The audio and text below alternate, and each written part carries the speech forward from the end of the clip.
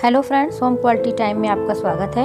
आज हम आपको क्रिसमस केक बनाना बताएंगे, जिसे हम प्लम केक या फ्रूट केक भी बोलते हैं। आज आप सेंटा के टोपी के आकार का केक अपने घर के किसी भी बर्तन में बना सकते हैं। तो चलिए बनाना स्टार्ट करते हैं। आज आपको बिना ओवन के और ओवन के दोनों साथ में केक बनाना बताएंगे, तो वीडियो को पूरा देखें। हम कुछ इस तरह के फ्रेश ऑरेंज लिए हैं और इसका जूस तैयार कर लिए हैं पहले से।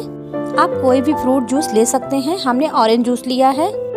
तो चलिए सबसे पहले ऑरेंज जूस में हम काली किशमिश डाल देते हैं, थोड़ा सा खरबूजे का बीज, आप तरबूजे का बीज भी डाल सकते हैं, कटी हुई अखरोट, कटी हुई बादाम, कटी हुई काजू, थोड़ा सा किशमिश और अब थोड़ा सा कटा हुआ खुबानी, थोड़ा सा कटा हुआ खजूर, कटी हुई अंजीर, कटी हुई चेरी, थोड़ा सा टूटी फ्रूटी, आप ग्रीन रेड जो भी पसंद है आप डाल सकते हैं, 2 से 3 पिसी हुई इलायची और थोड़ा सा पिस्ता, हाफ टेबल स्पून दालचीनी पाउडर, आप इसमें पसंद करते हो तो सौंठ और जायफल भी डाल सकते हैं। और अब सभी सामग्री को अच्छे से मिक्स कर लेते हैं और मिक्स करने के बाद 1 घंटे के लिए ढककर रख देते हैं ताकि ये अच्छे से फूल कर सेट हो जाए। तो जब तक कि 1 घंटा हो तब तक हम दूसरा काम कर लेते हैं। तो हम गैस पर एक कढ़ाई रख लेते हैं और 2 बाउल चीनी डाल देते हैं और अब हम लो फ्लेम पर चीनी को इस तरह से चलाते हुए पकाएंगे।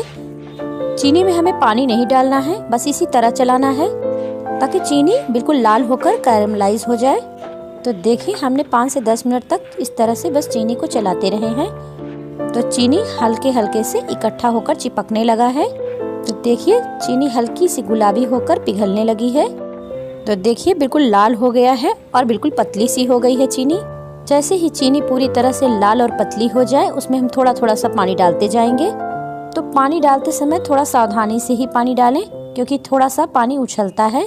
तो चलिए हमारी चाशनी भी बनकर तैयार है। तो पूरी तैयारी हो गई है। अब चलिए केक बनाते हैं। तो हम केक बनाने के लिए इसी चाशनी में 4 बाउल मैदा डाल देते हैं। अगर आपको हमारा वीडियो पसंद आया हो तो लाइक कर दीजिए। अगर आप चैनल पर नए हैं तो सब्सक्राइब करना ना भूलें और बेल आइकन दबाना ना भूलें क्योंकि हम आपके लिए नई नई वीडियोस लाते रहते हैं। तो मैदा थोड़ा थोड़ा डालकर हम चलाते जाएंगे और मैदा डालते जाएंगे। तो अब हम 1 बाउल दूध डाल देते हैं और दूध डालने के बाद भी अच्छे से चलाते जाएंगे। अब दूध डालकर मिक्स करने के बाद हम 2 बाउल छाछ डाल देते हैं और छाछ डालने के बाद भी अच्छे से मिक्स करते जाएंगे। आप चाहे तो छाछ डालिए, चाहे तो इसकी जगह पे पतली दही डाल दीजिए। तो अब जैसे ही दूध और दही हम मिक्स कर लेंगे मैदा में, 1 बाउल के करीब थोड़ा थोड़ा करके ऑयल डालते जाएंगे और मिक्स करते जाएंगे। जैसे ही सभी सामग्री मिक्स हो जाए तो अब हम 4 टीस्पून बेकिंग पाउडर डाल देते हैं। तो अब हम बेकिंग पाउडर डालकर अच्छे से मिक्स कर लेते हैं। जैसे ही बेकिंग पाउडर मिक्स कर लेंगे बस उसके बाद ही हमें बेकिंग सोडा डालना है 3 टीस्पून और अब बेकिंग सोडा भी डालकर मिक्स कर लेते हैं। सभी सामग्री के अंत में हम 2 टेबल स्पून विनेगर डाल देते हैं और अच्छे से मिक्स कर लेते हैं। और अगर आपको पसंद हो तो आप 1 टेबल स्पून वेनिला एसेंस भी डाल सकते हैं। तो अब 1 घंटा हो गया है और सारे ड्राई फ्रूट्स फूलकर सेट हो गए हैं। तो अब हम इस केक के मिक्सचर में सारे ड्राई फ्रूट्स डाल देते हैं और डालने के बाद अच्छे से मिक्स कर लेते हैं। तो चलिए हमने सभी सामग्री को अच्छे से मिक्स कर लिया है। तो अब केक बैटर को केक टिन में डालते हैं। तो हम केक टिन में एक ब्राउन पेपर लगा देते हैं, आप बटर पेपर भी लगा सकते हैं। और अब ब्राउन पेपर लगाने के बाद ऑयल से ग्रीस कर लेते हैं और ऑयल से ग्रीस करने के बाद मैदा डस्ट कर देते हैं। मैदा डस्ट करने के बाद केक बैटर को केक टिन में डाल देते हैं। तो हम केक टिन में बैटर डालने के बाद केक टिन को थोड़ा सा टैप कर देते हैं। तो केक बैटर के ऊपर से हम कुछ गार्निशिंग कर देते हैं खरबूजे के बीज से, काली किशमिश से और चेरी से और कुछ पिस्ता से। तो चलिए केक अब हम कढ़ाई में बेक करते हैं। तो ये हमारा पुराना नमक है, हम कढ़ाई में इस तरह से फैला देते हैं। हमने कढ़ाई लोहे की ली है क्योंकि लोहे की कढ़ाई थोड़ी मोटी होती है। तो आप चाहे इस तरह का ढक्कन या प्लेट कुछ भी रख सकते हैं। अगर आपके पास लोहे की कढ़ाई नहीं है तो आप एल्युमिनियम की कढ़ाई या फिर कुकर भी ले सकते हैं और इसे हम ढक्कन से ढककर 15 मिनट के लिए प्रीहीट कर लेते हैं। तो हमने 15 मिनट के लिए प्रीहीट कर लिया है। तो अब हम केक टिन को इस कढ़ाई में रख देते हैं और ढक्कन से ढककर 15 से 20 मिनट तक हम लो फ्लेम पर पकाएंगे।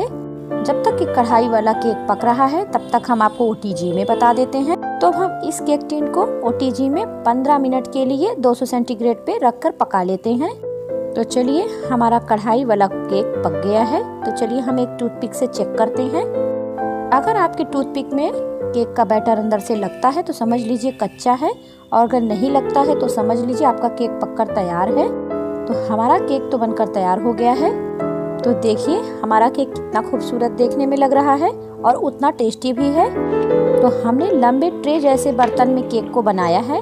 आप चाहे तो किसी थाली में भी बना सकते हैं। और अब एक पेपर पे टोपी की कटिंग काटकर उसे केक के ऊपर रखकर इस तरह से नाइफ से हम केक को काट देते हैं। तो देखिए हमने टोपी की कटिंग में केक को काट लिया है। जो साइड में बचे हुए कटिंग निकलते हैं उसे किसी कटर की मदद से या ग्लास की मदद से आप इस तरह से पेस्ट्री की आकार में काट सकते हैं। तो देखिए बिल्कुल कितना अच्छा सा ये काट कर हम निकाल लिए हैं। ये कटिंग भी बेकार नहीं गई। तो आप इस तरह के कटिंग में काटेंगे तो बच्चों को भी अच्छा लगेगा। और देखिए हमारा केक कितना स्पॉन्जी बनकर तैयार है। तो हम पिसी हुई चीनी को चाय की छन्नी में डालकर कुछ इस तरह से छान देते हैं। तो लीजिए, क्रिसमस पे बनने वाला प्लम केक फ्रूट केक बनकर तैयार हो गया है। तो आप भी इन्हें घर पर बनाकर ट्राई कीजिए।